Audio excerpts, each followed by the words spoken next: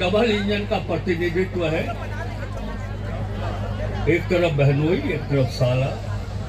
हम लोग दोनों मिलकर के और दूसरे जनप्रतिनिधि जो हमारे सम्मानित हैं पलामू जिले के, उनके सहयोग से, चाहे वो खास महल की बात हो, चाहे पेयजल समस्या की बात हो, चाहे ग्रामीण क्षेत्रों में कृषि उत्पादन में वृद्धि की बात हो, ग्रामीण क्षेत्रों की अर्थव्यवस्था को मजबूत करने की बात हो, हम पलामू के सभी जनप्रतिनिधि दलगत भावनाओं से ऊपर उठ करके पलामू के और गढ़वा के विकास के लिए हम लोग संकल्पित हैं।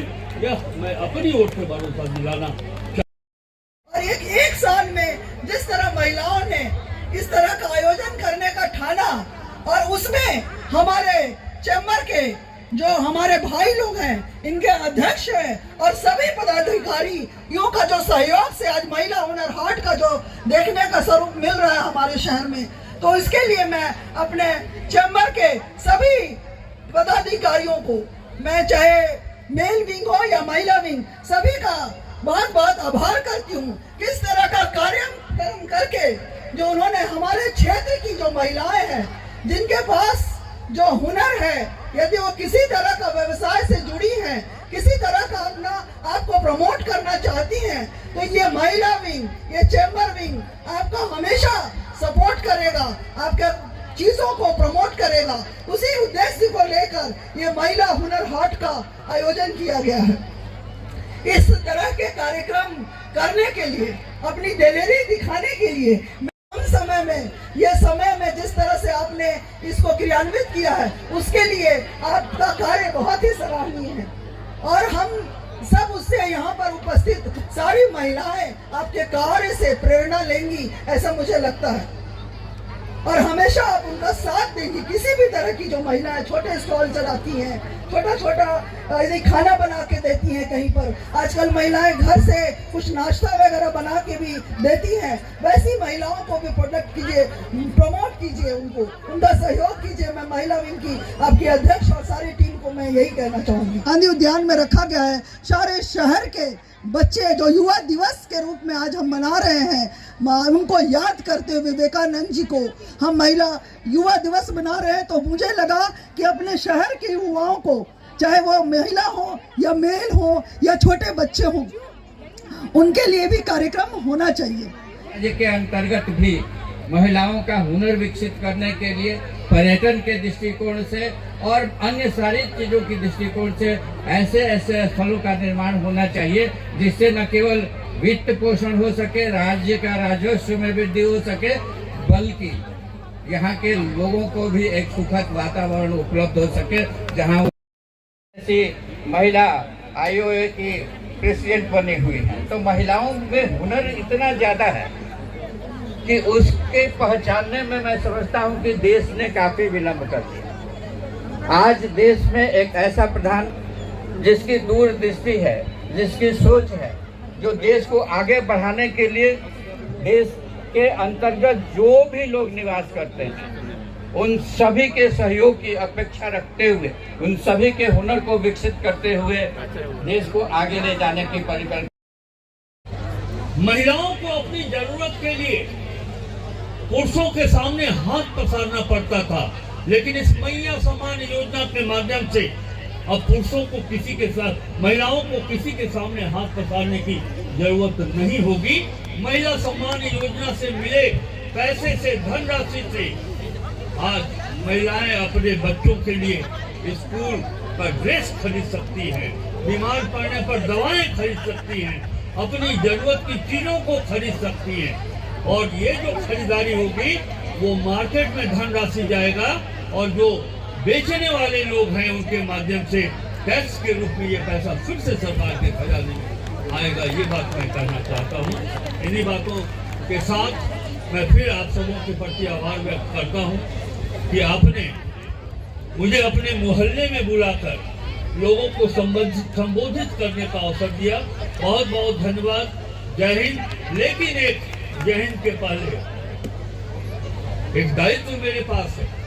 मैं इस मंच से तमाम प्रखंड, अनुमंडल और जिले के अधिकारियों से यह आग्रह भी करूंगा कि हमारी जनता जिन विषयों के अधिकारी हैं, जिन जरूरतों के अधिकारी हैं, कृपया उनका मामला लटकाइए मत।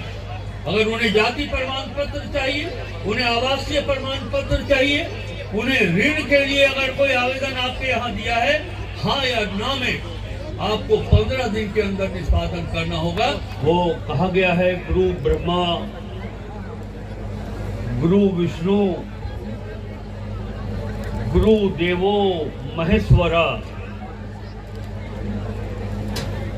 अर्थात गुरु ही सबसे सर्वोच्च है। हमारे जीवन में, आपके जीवन में या फिर भारतीय संस्कृति और सभ्यता में जो गुरुओं का स्थान है वो सबसे। आज हुनर हाट लगी है, क्या कहना चाहते हैं?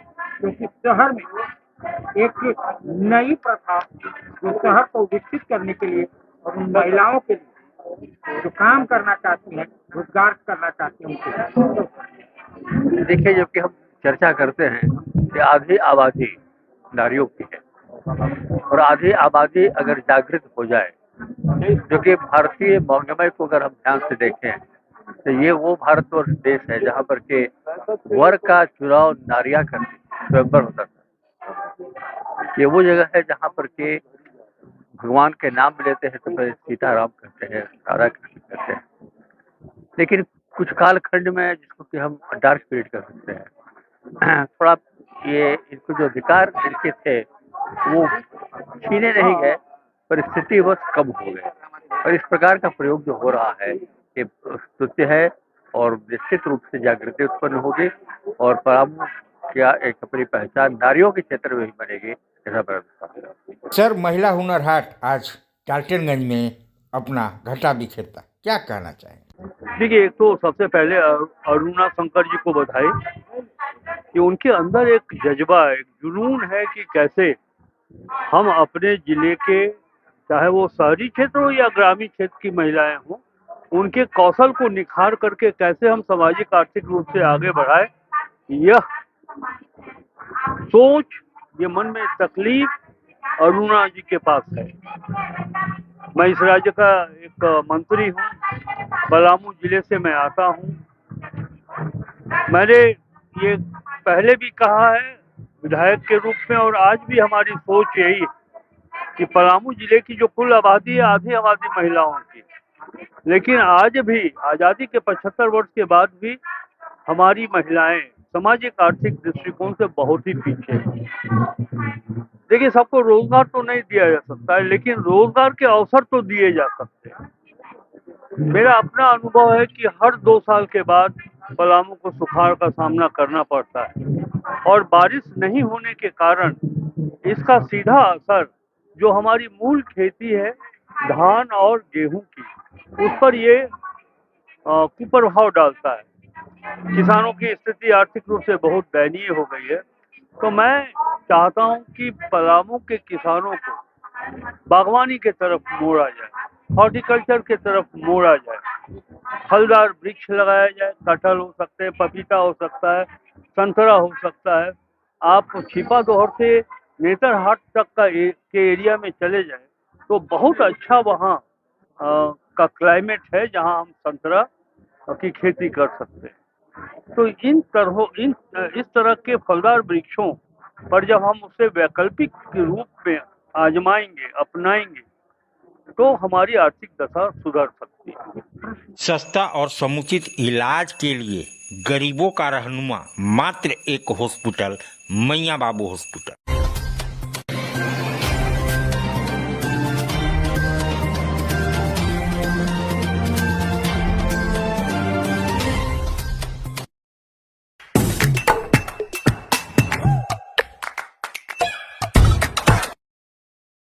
आज आप दिल्ली दरबार आए हैं। दिल्ली दरबार अपने आप में पूरे डाल्टनगंज को समेटने के लिए तैयार है, क्योंकि गांधी उद्यान पार्क में दिल्ली दरबार जब से आया है रौनक बढ़ गई है।